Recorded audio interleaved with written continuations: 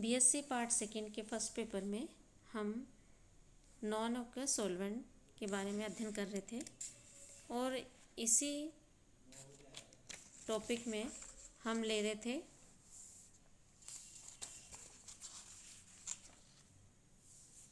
Chemical reaction occurring in liquid ammonia, द्रव ammonia में संपन्न होने वाली रासायनिक अभिक्रियाएं। और इसी श्रेणी में आज हम लेंगे एसिड बेस रिएक्शन यानी कि अम्ल क्षार अभिक्रियाएं। अमोनिया का स्वतः अपघटन इस प्रकार से होता है, एक NH4+ आयन और एक NH2- आयन। द्रव अमोनिया में समस्त अमोनियम लवण अम्लों की भांति व्यवहार करते हैं, जबकि समस्त एमाइड लवणों का व्यवहार क्षार की भांति होता है। सबसे पहले हम यहाँ लेते हैं acidic behaviour of ammonium salt. पदार्थ जो द्रव अमोनिया में NH4+ आयन को मुक्त करे उन्हें अमोनो एसिड कहा जाता है। अमोनो अम्ल कई प्रकार की अभिक्रियाएं संपन्न करते हैं। इनमें से कुछ प्रमुख अभिक्रियाओं का वर्णन निम्न प्रकार है। सबसे पहले है क्षार धातु जैसी सक्रिय धातुओं के साथ क्रिया करके ये हाइड्रोजन मुक्त करते हैं। अतः द्रव अमोनिया में सोडियम के नीचे के नीले विलयन में यदि अमोनियम लवण को डाला जाए तो विलयन रंगीन हो जाता है। सोडियम को अमोनियम साल्ट में अगर हम डाले जाए तो ammonia liquid ammonia as a solvent के रूप में लेंगे तो विलयन का रंग रंगीन हो जाता है।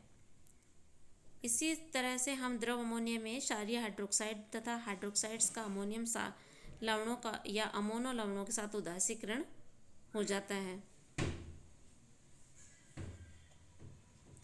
कुछ यौगिक जलीय विलयन में उदासीन यौगिक बने रहते हैं और कोई प्रोटॉन इत्यादि मुक्त नहीं करते। वे यौगिक द्रव अमोनिया में आसानी के साथ प्रोटॉन देकर प्रबल अम्ल की भांति व्यवहार प्रदर्शित करते हैं। यूरिया व एसिटामाइड जलीय विलयन में उदासीन रहते हैं, जबकि द्रव अमोनिया में ये प्रबल अम्लीय व्यवहार प्रदर्शित करते हैं।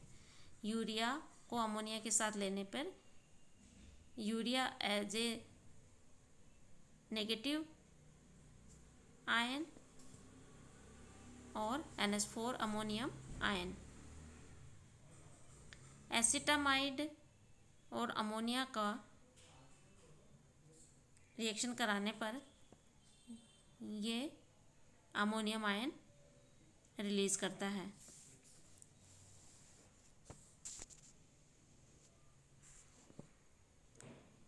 इसके बाद आता है एमाइड लवणों का क्षारीय व्यवहार, basic behaviour of amide salts. वे पदार्थ जो द्रव अमोनिया में NH2- अथवा NH2- अथवा N3- आयनों को मुक्त करें अमोनो क्षार कहलाते हैं। अतः sodium amide, lead amide, bismuth nitride आदि अमोनो क्षार हैं। कुछ धात्विक लवण अमोनो क्षारों के साथ क्रिया करके ठीक उस प्रकार उन धातुओं के अमोनो क्षारों को अक्षेपित करते हैं जिस प्रकार कुछ विलेय हाइड्रोक्साइड कई धात्विक लवणों के विलयनों के साथ इन धातुओं के हाइड्रोक्साइड्स को अक्षेपित कर देते हैं। FeCl3+ 3NH4OH एक्वस विलयन लिया तो फेरिक हाइड्रोक्साइड का अक्षय प्राप्त होता है। इसी तरह से सिल्वर नाइट्रेट का KNH2 लिक्विड अमोनिया एज ए विलायक के रूप में तो सिल्वर अमाइड का अक्षय बनेगा। लेड आयोडाइड को KNH2 लिक्विड अमोनिया के साथ रिएक्शन कराने पर lead nitride plus Ki plus ammonia बनेगा। उदासीनीकरण अभिक्रियाएं अथवा अम्ल क्षार अभिक्रियाएं। विलायक द्रव अमोनिया में जब एक अमोनो क्षार अथवा अमोनो अम्ल को मिलाया जाता है तो विलायक द्रव अमोनिया व अमोनो साल्ट बनते हैं। यह क्रिया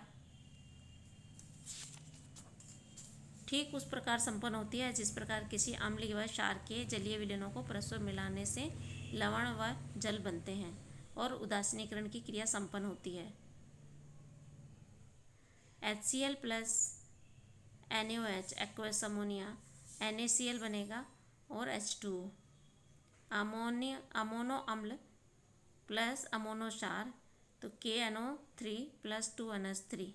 जिस प्रकार सामान्य उदासीकरण की क्रिया के लिए हम यह मानते हैं कि वस्तुतः विलायक धनायन तथा ऋणायन विलायक ऋणायन के संयोग से विलायक अणुओं के बनने की क्रिया को उदासीकरण की क्रिया है ये। HCl प्लस H2O तो H3O प्लस आयन और क्लोराइड आयन बनेगा। NaOH sodium plus hydroxide ion बनेगा। H3O plus plus OH minus 2H2O। HCl को और NaOH की रिएक्शन कराने पे NaCl प्लस H2O बनेगा। ठीक उसी प्रकार द्रव अमोनिया में भी विलायकों के धनायनों व विलायकों के ऋणायनों के संयोग से अमोनिया के अणु बनते हैं और इस प्रकार एक उदासीनीकरण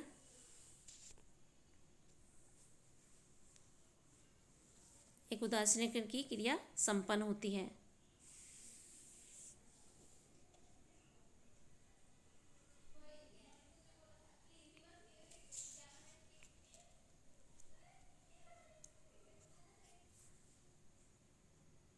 NH4NO3 लिक्विड अमोनिया में ये डिसोसिएट होगा NH4 plus plus NO3 minus. Potassium KNH2 liquid ammonia K plus plus NH2 minus. NH4 plus plus NH2 2NH3 बनेगा। द्रव अमोनिया में अमोनियम लवण तथा अमाइड लवणों के मध्य फेनोल्फ्थालीन सूचक का उपयोग करते हैं।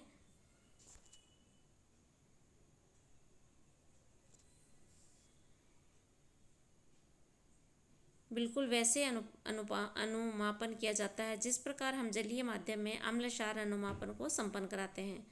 द्रव अमोनिया में संपन्न की जाने वाली कुछ प्रमुख अम्ल क्षार अभिक्रियाएं इस प्रकार हैं। अमोनो अम्ल जैसे है अमोनियम आयोडाइड, अमोनो क्षार लेड नाइट्राइड। लिक्विड अमोनिया में अमोनो साल्ट बनेगा लेड आयोडाइड प्लस 3NH3। तो इस तरह से हम देख रहे हैं कि ये एसिड बेस रिएक्शन है। और इसके बाद हम लेंगे संकुल अभिक्रियाएं और ऑक्सीडेशन रिडक्शन यानी कि रिडोक्स रिएक्शन, जो कि हम नेक्स्ट क्लास में लेंगे।